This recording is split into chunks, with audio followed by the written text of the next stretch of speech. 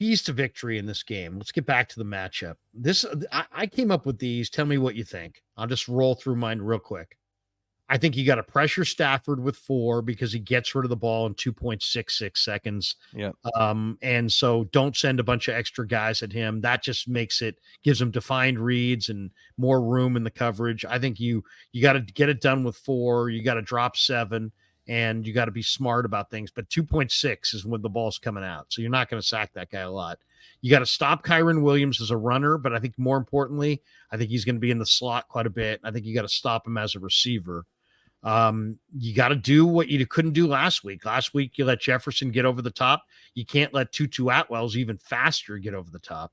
And then offensively, you got to block this combo off the edge. Verse and Young, Byron Young's second-year player, Jared Verse, a first-year player out of Florida State. Both those guys are excellent off the edge, and they're fast as well. 260 pounds. Yep. What were you gonna say? Brayton Fisk as well. We liked him in the pre-draft process. A lot. I mean, he's got a tremendous motor. You got to really establish the run with Mason and pound the Rams in the run game repeatedly and continuously. And I'd give him a ton of carries this week because the Rams can't stop the run, and they can't stop the run to such a level where the Niners should win this game just on that alone. But I think number 6, you got to get Ayuk going. He's got to get going at this point. I think the Niners defensively got to play a lot of stunting and twisting games up front. The Rams offensive line's a mess. Limmer, the Arkansas rookie, is the starter at center. Logan Bruce is the starter at guard. They haven't played very much. I think you got to play games up front, make them communicate. The Niners have to continue to dominate the time of possession, protect that defense. They got to get off the field on third downs. The Niners giving up 73% on 3rd and 7 or longer. And if the rest of the league's at 22%. That's totally unacceptable. They got to get off the field on 3rd and long. And then I think Kyle's got to pick on Cam Kitchens, the free safety. I watched all of the Rams preseason games and both of their regular season games in the last 3 days. And the film shows that Kitchens, the rookie from Miami, takes a lot of false steps. And then I think you got to make sure you don't have huge gaffes on special teams. And then on the perimeter, you got to be better on the back end communication-wise. Hafanga's return will help that. And offensively, you just got to get more separation than they've gotten thus far. Otherwise, you're going to be Brock's going to be throwing 50-50 balls all day, and 2 turnovers is going to be par per week. Give me a key or two that you see, maybe either that I covered or that you like that I didn't cover. Yeah, no, that's great stuff right there. And the fact that the Niners are giving up that high of a percentage on 3rd and long, it is inexcusable for a defense that has so much talent and so much money invested in the front, invested in the linebacking core, and invested in the secondary. I think it's really important to get to Matthew Stafford. The Rams are so beat up that their receiving core looks as such. Demarcus Robinson is now their number 1. Jordan Whittington was a highly touted recruit coming out of high school, but he was always injured at Texas, a late round pick. He's pretty much their number 2. Tutu Atwell is also one of their top receivers, and there was chatter that he wasn't even going to make the 53-man roster. And then along their offensive line, they invested a lot of money in the offensive line this offseason, and unfortunately for them, they are so injured. Guys like Joe Noteboom and Steve Avila, they are really banged up front. So you got to be able to get to Matthew Stafford, and if you can get home with 4, and you muddy up the pocket, you know that he's prone to turning the football over because that's been his entire career.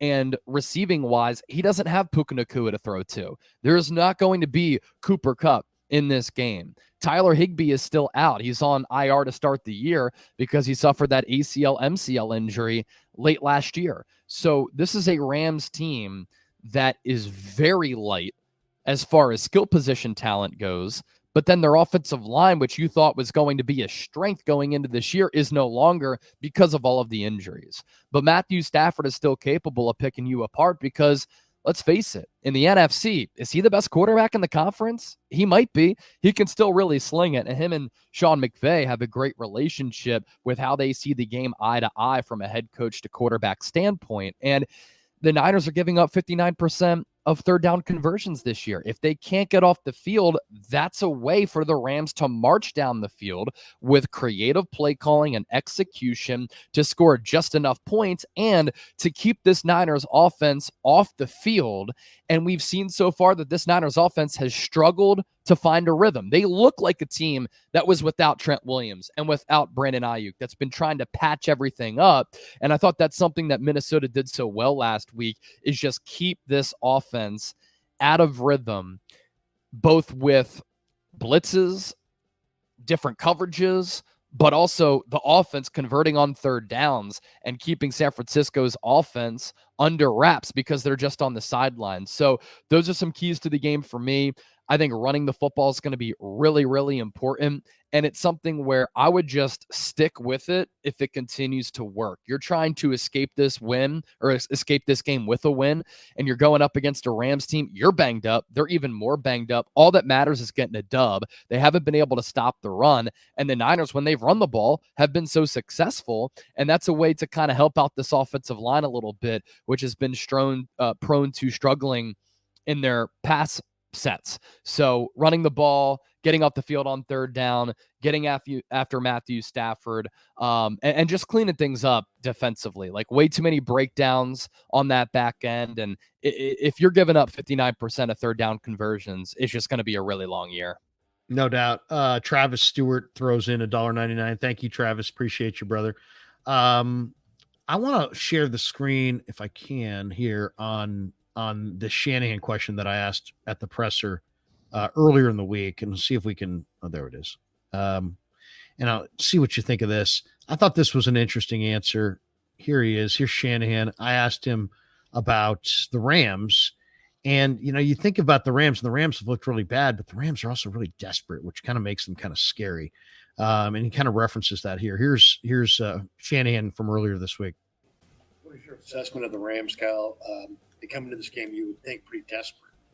Yeah, I think, anytime that you lose like they did, that's, and being 0-2, I know that feeling. And in the NFL, whether you lose 2 in a row after winning 10 in a row, or you start 0-2, if you lose 2 in a row in the NFL, that's always a kind of an Armageddon feeling in a building, especially when you lose lopsided like that. So, how teams come out the week after that. It's such a fine line in those things.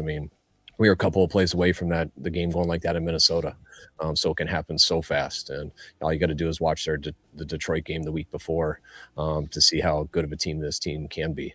They've taken it to overtime in the 5th quarter to get a chance to win, and how they had to come back to do that there at the end. So last week got out of hand a little bit early, especially the 4 plays they had on offense and just not getting started quick. But by no means was that an indication of what this team's going to be going through the rest of the year.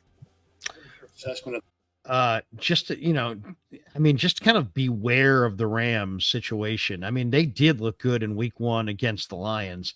And then they kind of fell apart because of the injuries. Chase, I just look at the Rams as being a team that, especially over the last, let's say, decade under McVay, they've really invested in individuals, right? They had Ramsey and Stafford and Kupp and Aaron Donald and, all these great individual players. They won the Super Bowl.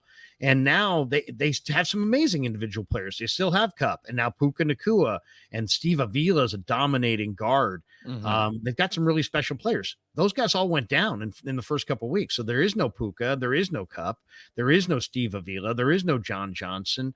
The Rams are really compromised injury wise. So but they're desperate. And, they're going to come out fighting. Their season's kind of on the line. The numbers show you fall to 0-3 in this league. That's why the Ravens are interesting watch this week as well. Yep. You can't fall to 0-3 and make the playoffs typically. So to me, that's more than anything. You just got to fear the fact that the Rams are super desperate. They're at home. It's the home opener. They've got a burner in Tutu Atwell who can absolutely run right by George Odom and Jair Brown if that's the matchup he's going to get. So, to me, I feel like Sorensen didn't really have answers. Now, it's one thing to not have answers at the presser. It's another thing to not have answers when the game starts. So I don't need him to have answers at the presser, but I do need him to have answers when the game starts. And I want to say the Niners win this game big, but something tells me that this is going to be tight. Do you see a tight game or a one-sided game? Yeah, with Kyle Shanahan talking about overtime in the fifth quarter, there's definitely an overtime joke to be had there, but I digress. Yeah, no, look, and I was going to say the same thing. Like that Ravens Cowboys game is so fascinating this week because Dallas doesn't want to fall to 1-2. They just got the doors blown off by the New Orleans Saints. And then the Baltimore Ravens, if they fall to 0-3 in the AFC North, that's a Super Bowl contending team that a lot of people like to play in New Orleans in February that could be out of it already. And for the Rams, they were hot to end last year. They won 7 of their last 8. They nearly beat Detroit in the wild card round. They lost that game by 1 in Matthew Stafford's return to Detroit. And what did they do this offseason?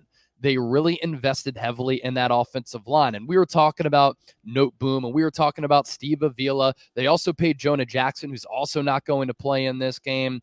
And so they're a good football team, and you cannot take them lightly. And I know that Kyle Shanahan, for the most part, has been able to own Sean McVay outside of the 2021 NFC Championship game when the Niners lost another one of those patented 10-point leads in the fourth quarter. And Shanahan went on that run where he won 8-9 straight regular season games over McVay until the final week of the year last year. But McVay is one of the top head coaches in the league. Matthew Stafford is one of the top quarterbacks in the league. And every single week, because of that, they are going to have a shot to pull off a win. And you factor in the desperation factor. You cannot take this team lightly. You can't expect to go out there and just walk over the Rams. I know they've been bad against the run. I know that their offensive line is broken down. They're without Puka Nacua and Cooper Kupp.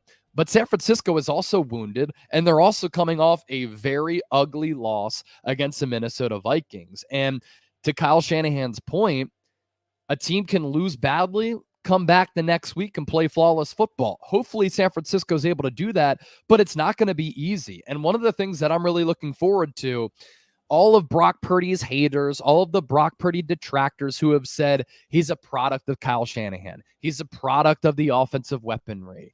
He is not $60 million worthy for that contract that the Niners might have to pay him after this year because he's a dink and dunk quarterback and a system QB who's extremely limited. Well, what if Brock Purdy goes out there and elevates the offense? And what if over the next couple of weeks he has some flawless performances without Deebo Samuel, Christian McCaffrey, and George Kittle? Then what are people going to say?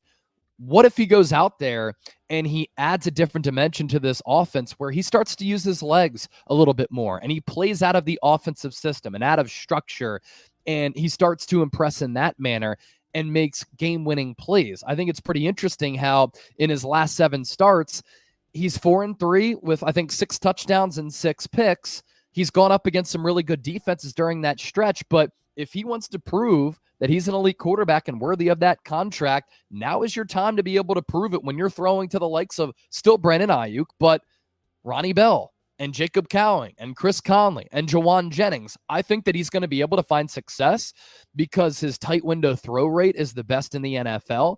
And he's so accurate, and his anticipation, which is an elite quality, allows him to throw receivers open and find the tightest of windows. And I think that can play for the long haul for a franchise quarterback. But that's one of the underlying fascinating things that I'm looking forward to watching, because since he played in the preseason his rookie year, I've been a believer in Purdy, and I do think that he's a top 10 quarterback in the game. And now is his opportunity to prove it. Yeah, I mean, and if you watch the highlights of this last game, I mean, yeah, he held the ball too long a few times. He turned the ball over a couple times. But he also put on just a freaking dime show down the field. I mean, he was dropping dimes left and right, absolutely putting the ball only where it needed to be put. I mean, he hit guys in stride. He hit one with JJ where he had the defender all over him. And the Niners receivers didn't have a lot of separation. And it just it makes it more important that Brock be accurate, and he has been.